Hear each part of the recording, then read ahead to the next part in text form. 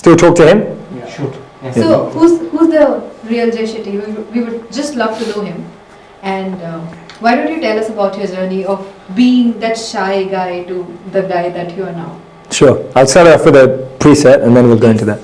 Please. So I remember a quote that I love from Steve Jobs that says that the people who are crazy enough to believe they can change the world are the ones who do.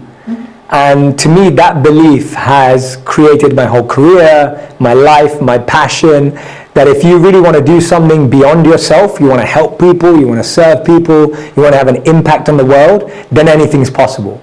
If you want to have an impact, then everything's possible. But if you want to do stuff just for you and just for your own gain, then that's when you're probably going to hit challenges. So I can say that in my own journey, in my own life, I grew up being an extremely shy kid. I was overweight as a child, often bullied as well. But I was really shy of public speaking. I was shy of being in front of the camera and being in front of audiences. But there were two things that changed that for me. One thing was that I was trained, I had lessons, I had practiced. But the most important one is that I found something that I actually cared to talk about. I actually found something I was passionate to share. So when I came across this ancient wisdom, when I came across philosophy, when I came across all these habits and lifestyle tips that I really felt could benefit people, that's when I was just ready to be on stage and share that with people, because I knew it had more to it than just me. See, the reason why we feel fear is because we're wondering, how do I look? But when you're trying to help people, it's not about how you look anymore, it's about whether they're relating to the message. And that really, really changed it for me. I hope that answers part of your question. Yeah, that really answers my question. The second question I have is, a lot of times people believe that geniuses are born. As you said, practice is really important. What is it that really discourages people from practicing, and why do they think that if they have to practice, then they're not good enough? But the fact is, we all need practice. So how important do you think is the role of practice in making us, what we can become and or reaching our true potential? So there's a great quote from Albert Einstein where he said that if you judge a fish by its ability to climb a tree, it will spend its whole life believing that it's stupid. And one of the reasons why we don't feel able enough, why we don't feel capable, why we don't feel effective, is because we're like that fish being measured by how fast we can climb a tree. A fish can't climb a tree no matter what you give it, and a monkey can't swim no matter what you give it. We all have our own genius. So the answer is not that geniuses are born, the answer is find your genius quicker.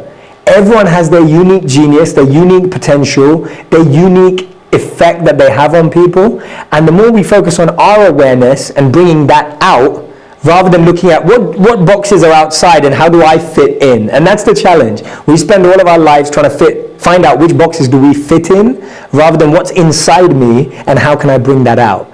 And so my advice is that the more and more that we encourage people to uncover and discover their unique potential, the more likely they are to see passion in themselves, and then you naturally practice.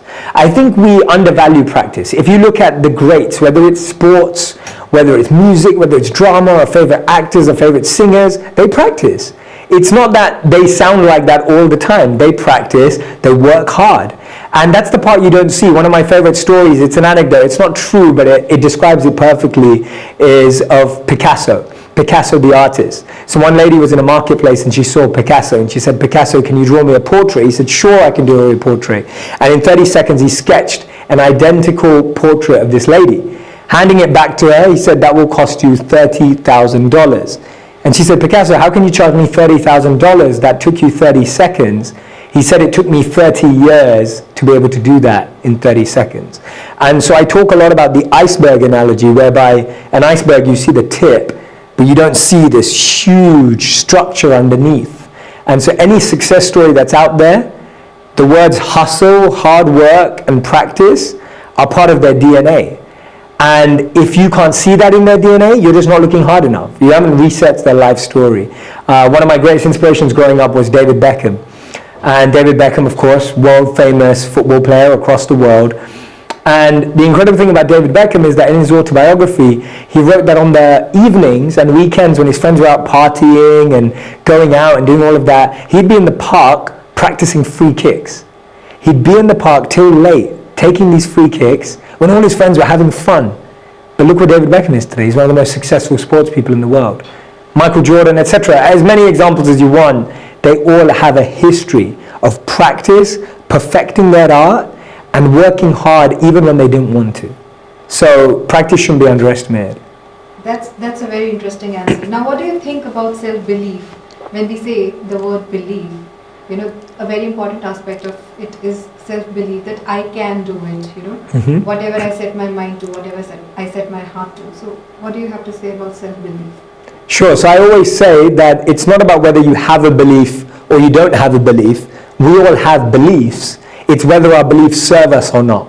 So I grew up with the belief that there were a certain number of jobs. I often say that I grew up believing I could either be a doctor, a lawyer, or a failure. Those were my three options growing up, because that's what everyone in my family was, or everyone in my community was.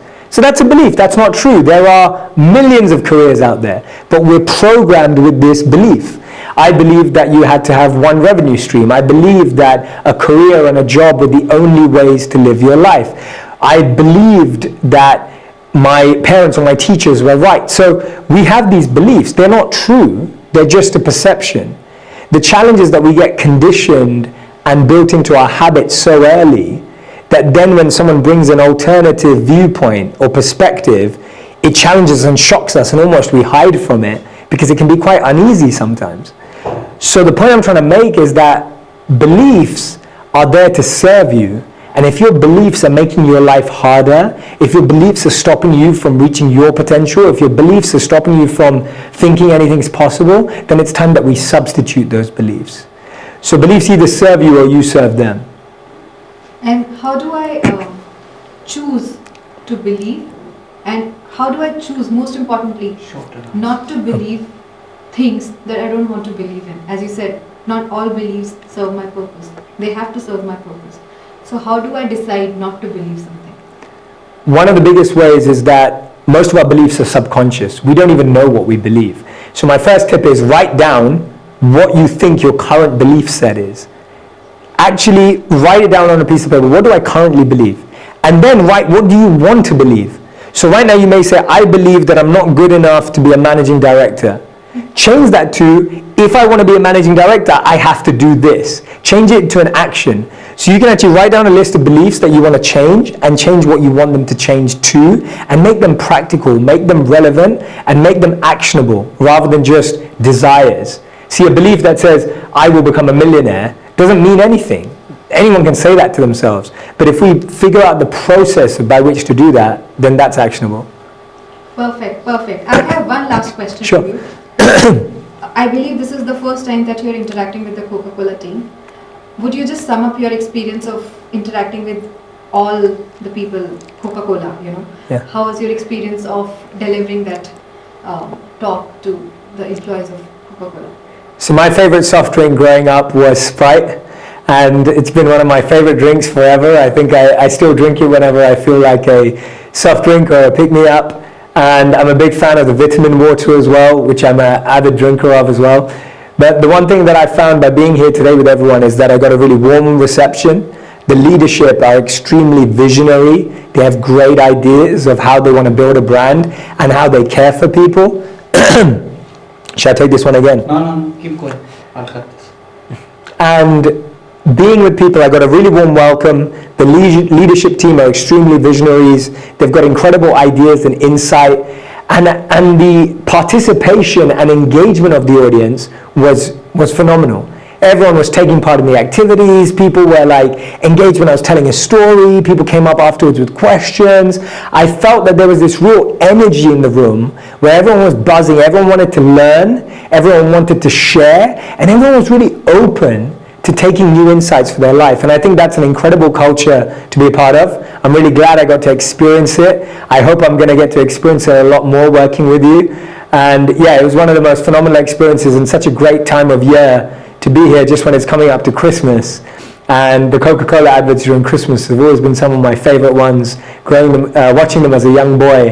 And so to be with you around this time is very special. Thank you. Thank you so much. It was a pleasure having you here.